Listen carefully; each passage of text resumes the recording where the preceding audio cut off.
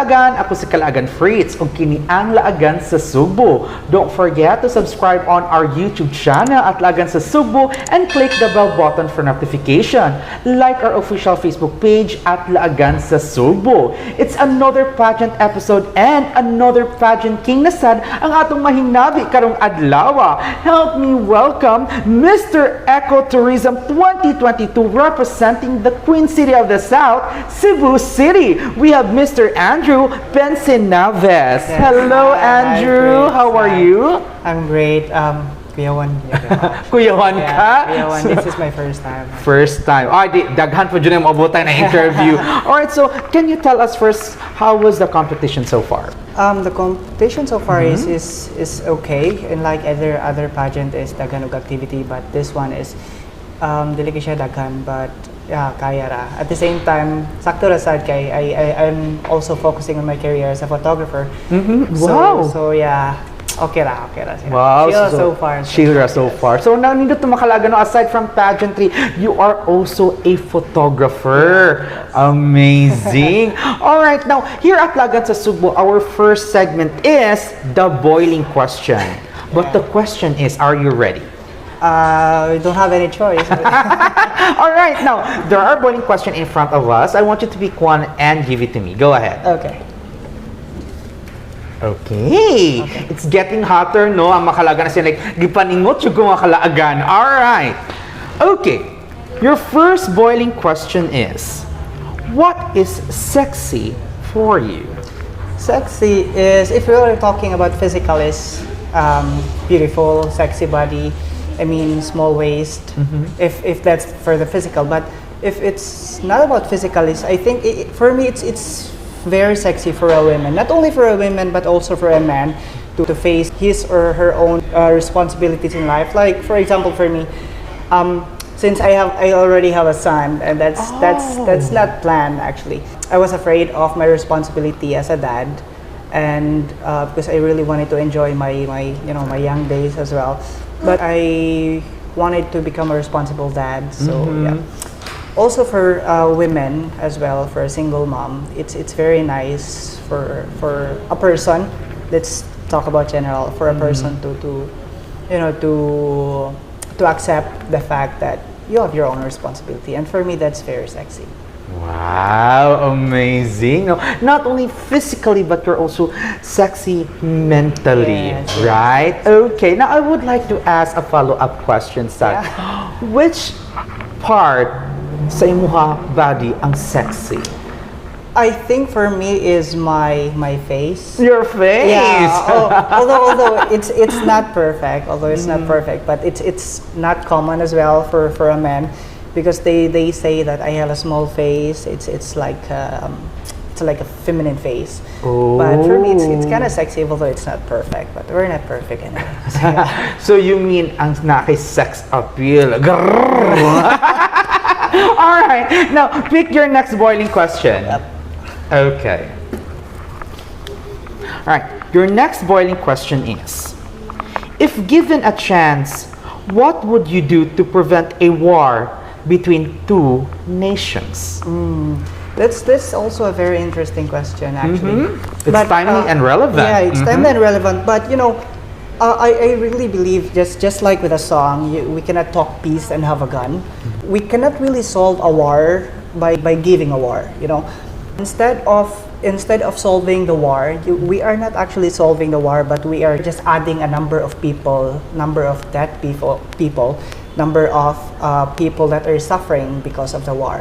Again, we cannot talk peace and have a gun. So if we really wanted to stop the war or to prevent war, is dili war ang solution for a war. Yes. Instead, we need to talk about peace, unity. We can prevent war, then we can prevent death of our people. So yeah, if given a chance for me to prevent a war, is we don't need to go to war. If we can talk with peace, and again, without a gun. Yes naman. No? So, in short, world peace. Yes. All right, now pick your next boiling question. Go ahead. Okay, yes, it's really getting hotter and hotter. Okay. This is interesting also. Why you should be the next Mr. Eco Tourism 2022? Yeah. First and foremost, before I answer that question, actually, first and foremost, I think I'm already retired on this type of this type of pageantry. You know, since I'm already a dad, I already have a son.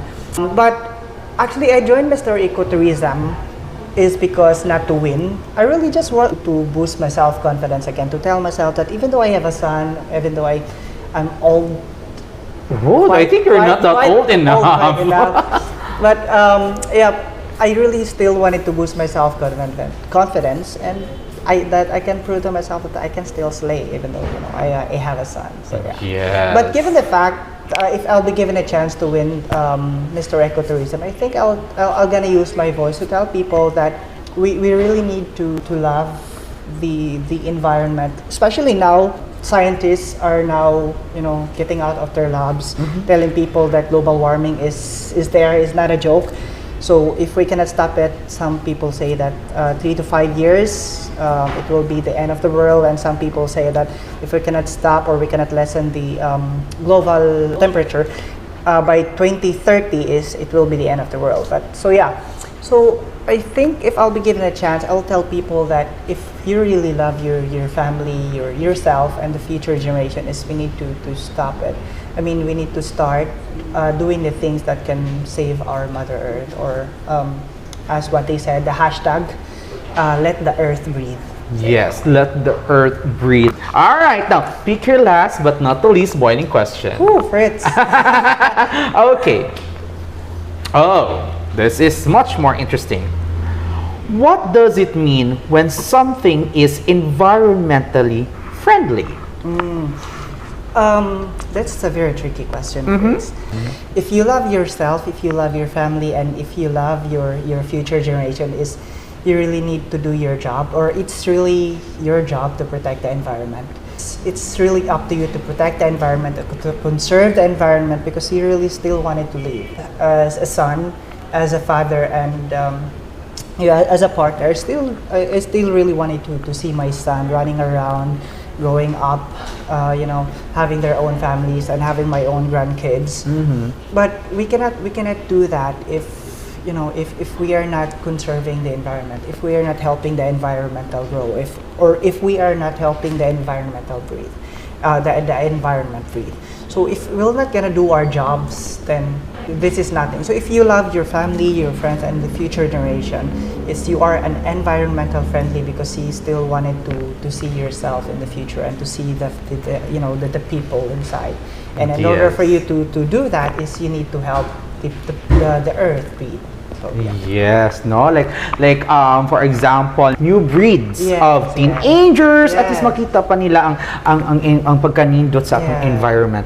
And also nakanindot man gud when you say environmental friendly, like for example, mga products nato, diba? Naman jud isulat like for example, the sunblock that you are using, it's environmental friendly, na pwede kayo siya, diba? Alright, so makalaga nung nagkainit itong mga boiling question, naggisingot jud ko kay anak kainit itong boiling question. But before we continue, we would like to thank our sponsor. I would like to thank Cakes and Memories, mga lami ang cakes nagipadala nila karong adlaw. Thank you very much.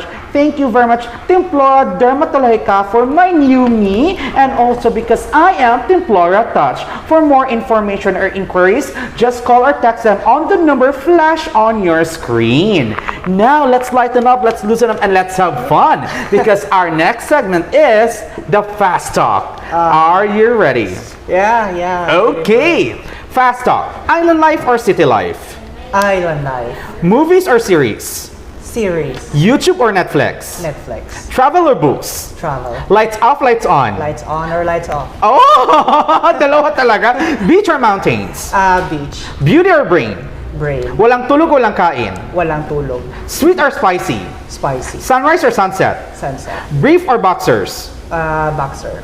Public or private when it comes to love? Private. Sex or chocolate? Sex while having chocolate. Ay, ba din ha? Hot or cold? Hot.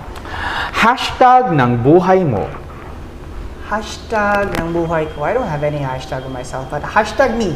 Hashtag me. Yeah, it's all about Okay, me. just you. All right. So, can you please invite our Lagan sa CeBu viewers where we can follow you, your social media platform, and how we can support you for Mr. Ecotourism 2022? Yeah. Go ahead. So everyone, I'm inviting you all to please watch our coronation night, Mr. Ecotourism 2022 on May 15 at Golden Peak Hotel.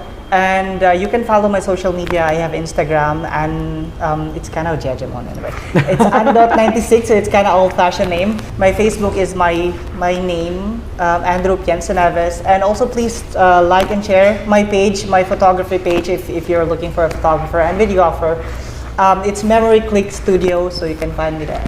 All right. Thank you very much, Andrew. Thank you, Fritz. Once again, Makalagan, Mr. Ecotourism 2022, representing the Queen City of the South, Cebu City, Mr. Andrew Piencenaves. Thank you very much. Congratulations and good luck on your competition. Also, make sure you subscribe on our YouTube channel at Lagan sa CeBu and click the bell button for notification. Like our official Facebook page at Lagan sa CeBu. You may also follow me on my TikTok account, Instagram, and Facebook at Fritz Gerald Alcaraz. Once again, ako si Kalaagan Fritz nagsulti. Stay safe, be a responsible Kalaagan, and this is Laagan sa CeBu.